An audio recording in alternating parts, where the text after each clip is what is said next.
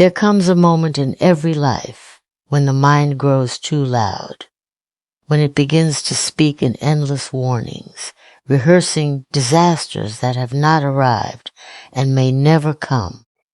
In that noise, the present quietly disappears, like water slipping through open hands. And yet, nothing is being taken from you except your attention. Nothing is being lost except the very breath you are living right now. Worry pretends to be protection, a watchful guard standing at the gates of your future. But it is a restless guard, never sleeping, never satisfied, always inventing new fires to put out.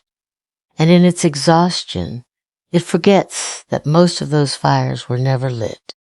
You begin to live inside possibilities instead of realities, feeding fear with imagination until it grows larger than life itself.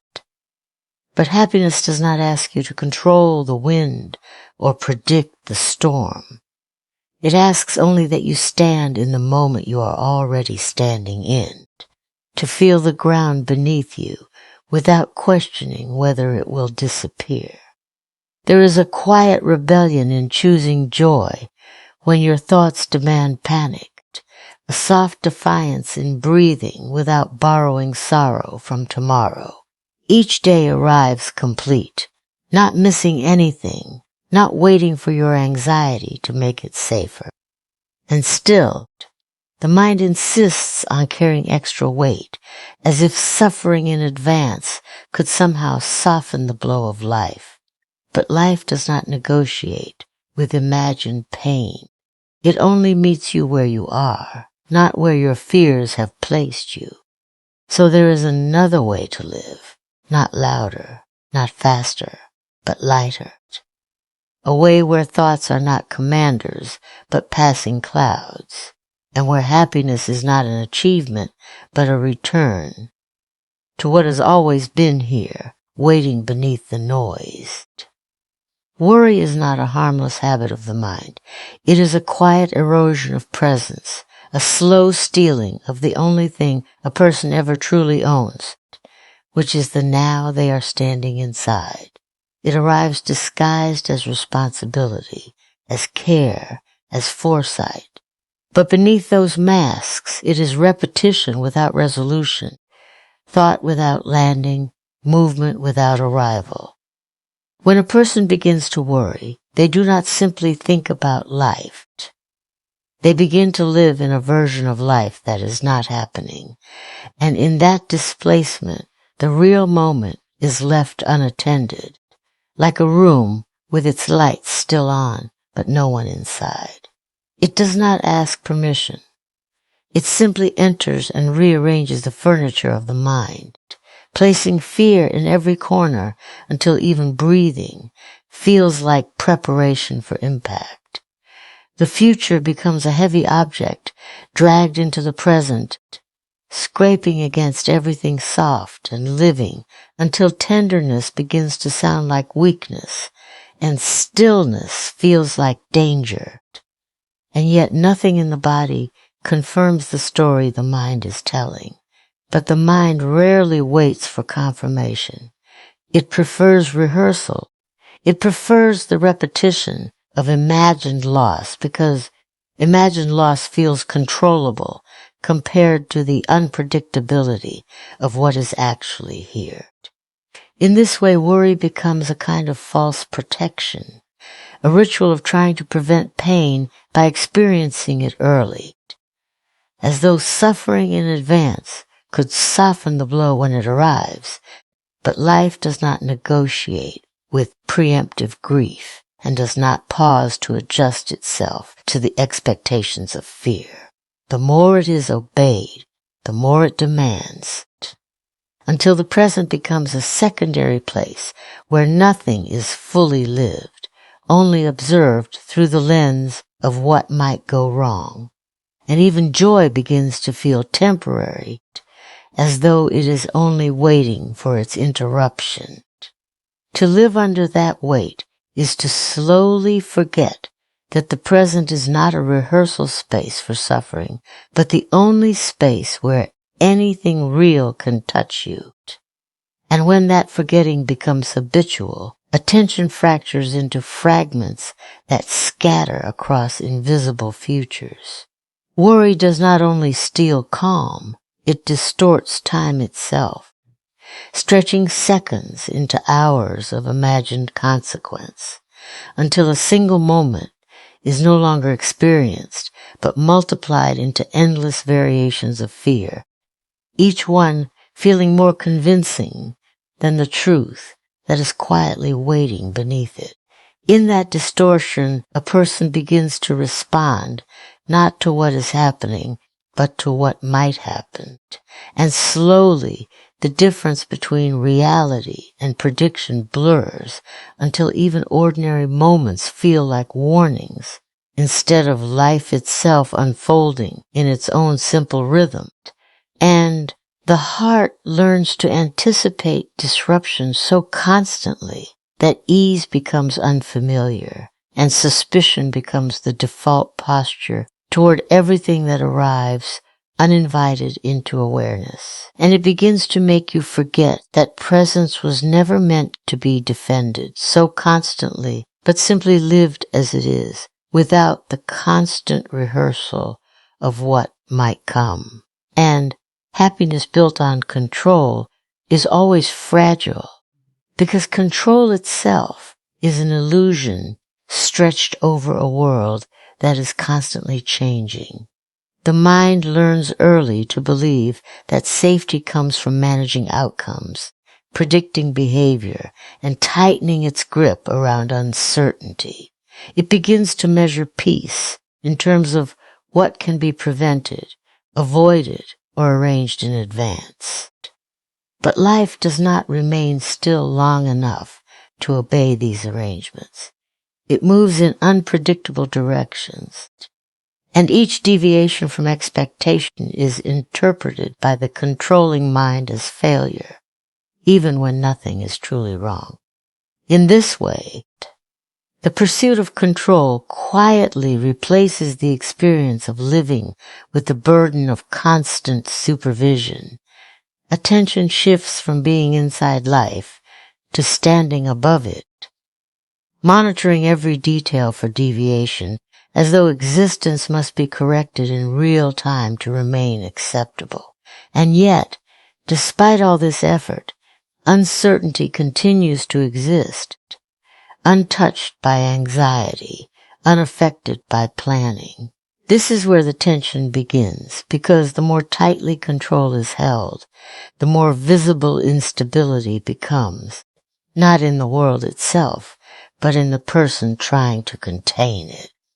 Happiness cannot grow in a space that is always bracing for disruption, because even moments of peace are treated as temporary exceptions rather than natural states. The mind, trained to anticipate loss, refuses to rest even when nothing is being taken away, and so joy is never fully received, only briefly acknowledged before it is examined for signs of its disappearance. To surrender control is not to abandon responsibility, but to recognize the limits of influence, to understand that effort does not equal mastery over outcomes. There is a difference between shaping what can be shaped and trying to dictate what cannot be shaped, and much of suffering arises from confusing these two. When control loosens, life does not become chaotic in the way fear predicts. Instead, it becomes more spacious, because attention is no longer consumed by resistance to what is already unfolding. In that spaciousness, happiness has room to appear without being constantly evaluated or interrupted. It becomes less of an achievement and more of a byproduct of participation, arising naturally when the mind is not standing in opposition to reality. Surrender, in this sense, is not passivity but alignment, a willingness to meet each moment as it is rather than as it was expected to be. And within that meeting, something shifts. The need to force outcomes begins to soften, and with it, the constant internal tension that mistaken control for safety begins to loosen its hold, revealing that much of what was being protected against was never fully present in the first place, and that life continues regardless of how tightly it is held or how carefully it is managed. Each day arrives with its own boundaries, its own weather of experience, its own limited offering of time that cannot be expanded by worry or extended by fear. And yet the mind has a habit of reaching beyond those boundaries, pulling tomorrow into today like an extra weight that was never meant to be carried in the present moment. It does this in the name of preparation, as though holding imagined versions of the future will somehow make them less sharp when they arrive. But in reality, this borrowing of fear drains the day of its natural fullness, replacing what is present with what is projected. A moment that could be simple becomes crowded with anticipation, and the mind begins to live two lives at once, one that is actually happening and another that is continuously simulated. In that split attention, neither life is fully experienced. The present becomes thinner, less vivid, as if viewed through a veil of outcomes that have not yet occurred. Tomorrow, in truth, does not exist in a way that can be carried. It is a concept, not a location. And when it is dragged into today, it distorts the proportions of what is real. The body remains here, breathing this air, but the mind is already negotiating with events that have not arrived, rehearsing responses to questions that have not been asked. This creates a quiet exhaustion, not from what is happening, but from what is being imagined alongside it. And still, when tomorrow finally becomes today, it arrives not as the imagined version, but as something entirely new, requiring presence rather than prediction. The irony is that no amount of borrowing fear ever truly prepares a person for life's unfolding, because life rarely repeats the exact shape of expectation. Each day contains enough of its own reality to be met directly without importing extra weight from what might happen next. When that understanding begins to take root, attention returns to its proper place, resting in the only time that is actually available for experience. The mind, no longer divided between what is and what could be, begins to notice the ordinary details that were previously overlooked, the texture of simple moments, the quiet continuity of being alive without constant interruption from future scenarios. Even difficulty, when confined to its actual moment, becomes more manageable because it is no longer multiplied by imagined extensions of itself.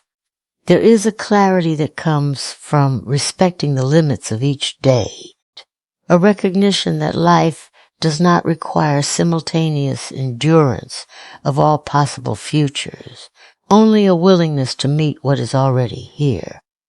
In that recognition, the weight of borrowed fear begins to loosen, and time starts to feel less like a threat and more like a sequence of present moments unfolding one after another without the need to carry their shadows in advance. Explain key point note. 5 into 500 words without any subheading and ending sentence. Peace begins in a subtle shift of attention, not in the rearrangement of life's circumstances, but in the decision to stop treating every thought as an authority that must be obeyed. The mind is constantly speaking offering commentary on what has happened, what might happen, and what should have happened differently. Most of this internal speech is automatic, shaped by habit, memory, and repetition, rather than by present reality. When a person begins to negotiate with these thoughts, arguing with them, resisting them, or trying to solve them as if they are instructions, they unknowingly give them more weight than they actually deserved. Peace becomes difficult in that environment because attention is continuously pulled into dialogue with what is not real in the immediate sense, but only mental projection.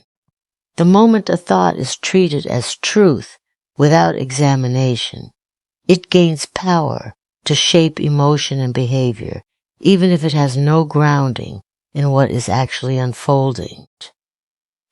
To stop negotiating with such thoughts is not to silence the mind through force, but to change the relationship with it, to observe rather than obey, to recognize that thinking is happening without assuming that everything thought is meaningful or accurate.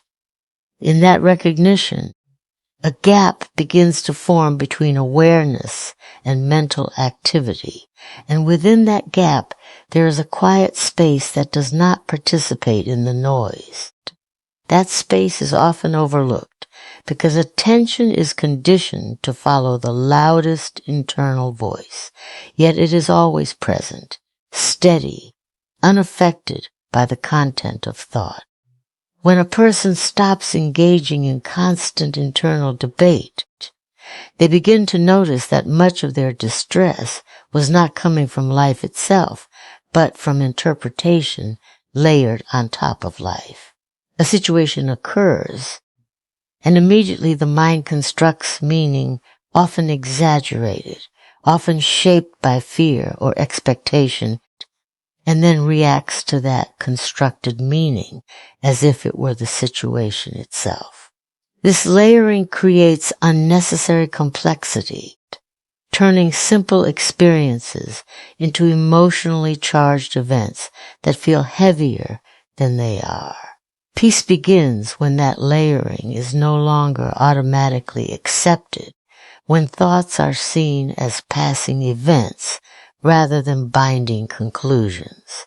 In that state, there is less urgency to fix every mental occurrence, less need to resolve every imagined problem before it has taken form in reality.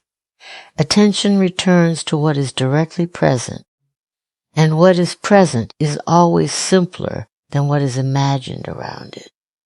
Even discomfort, when not amplified by internal negotiation, becomes more direct and less overwhelming, because it is no longer being multiplied by resistance and interpretation. The mind continues to produce thoughts, but they lose their capacity to dominate experience when they are no longer treated as commands. Over time, this shift changes the texture of awareness itself, making it less reactive and more observant, less entangled and more spacious, where life is met as it is unfolding rather than as it is being continuously redefined by internal commentary